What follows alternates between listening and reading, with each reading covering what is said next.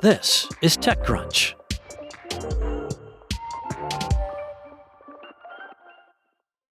Manny Medina, previously best known as the founder of sales automation startup Outreach, has now wowed investors with his young startup, Paid. Paid just closed an oversubscribed $21.6 million seed round led by Lightspeed. With the €10 million pre-seed round it raised in March, London-based Paid has already raised $33.3 million and has not even hit its Series A yet. A source familiar with the deal says the startup's valuation is over $100 million. Paid came out of stealth in March, offering an interesting contribution to the AI agentic world. The company doesn't offer agents. It offers a way for agent makers to charge their customers for these worker algorithms based on the value their agents provide. Now, this is a growing theme in AI, sometimes called results-based billing. It's a new way of charging for software for the AI age. This is instead of the unlimited use per user fees of the SaaS era or the unlimited use buy it once and install it fees of the client/server era. Per user fees don't work because agent makers pay usage fees to the model providers as well as to cloud providers. Unlimited use could drive them into the red. The vibe coding startup world tends to suffer from this issue. Medina told TechCrunch that agent providers instead need to show the value the agent is delivering to your customers because agents are running in the background for the most part. If agents do work as advertised, then they'll be assigned increasingly more, with their growing workloads going unnoticed. If you're a quiet agent, you don't get paid. You need an infrastructure that allows the agent to charge for the additional work that the agent is doing. But charging a monthly fee for a limited number of credits, following the model makers and vibe coders, is risky for agent makers too. And that's because companies don't want to pay for AI slop, which is still what most AI produces. After billions spent on AI pilots, some 95% of enterprise projects were found to have no value, with only 5% put into production, and that's according to a recent study from MIT. Companies don't want to pay agents to produce more emails that no one reads.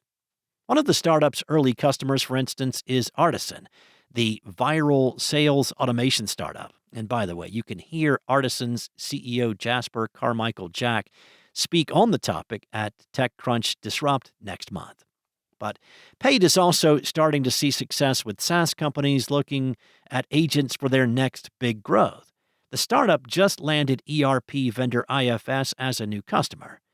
Lightspeed's Alexander Schmidt says the venture firm has invested more than $2.5 billion into AI infrastructure and application layer companies over the last 3 years, and has witnessed firsthand that most AI pilots fail.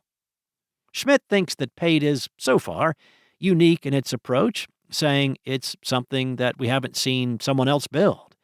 No doubt more competition for agentic results-based billing will come if it really does help agents enter the workforce en masse.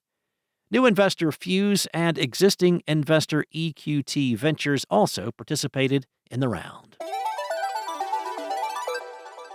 Despite millions spent on financial software, many finance teams still rely on Excel to close their books and reconcile numbers while preparing them for audit.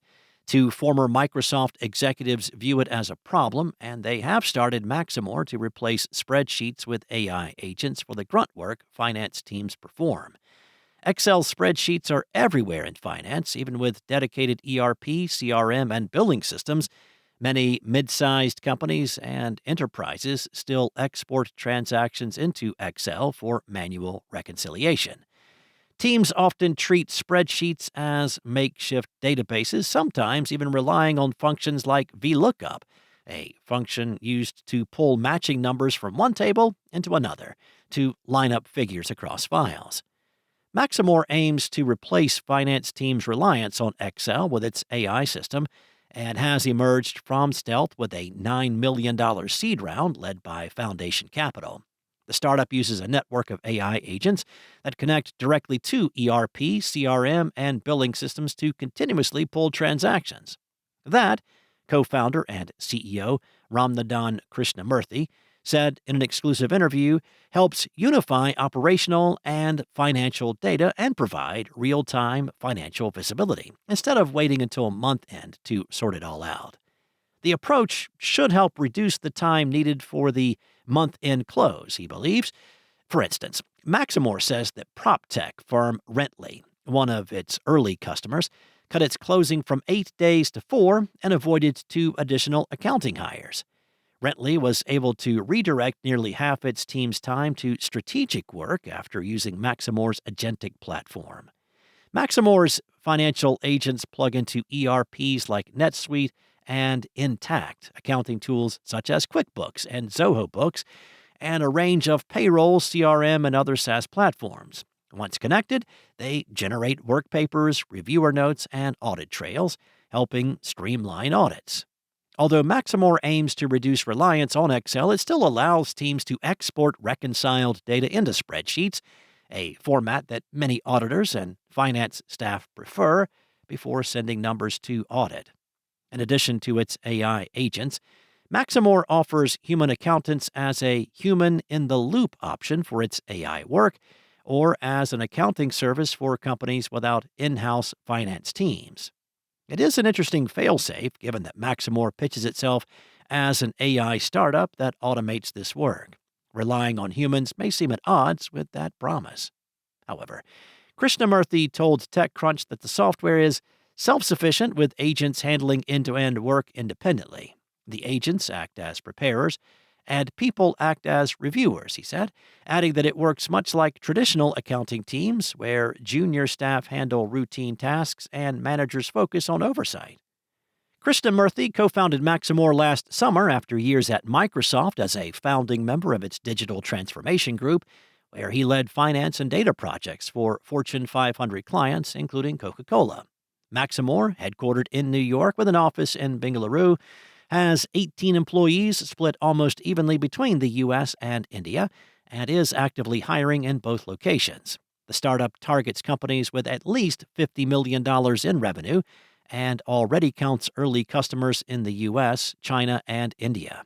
Moreover, Maximor's software supports both GAAP and IFRS standards, catering to enterprises with a global footprint.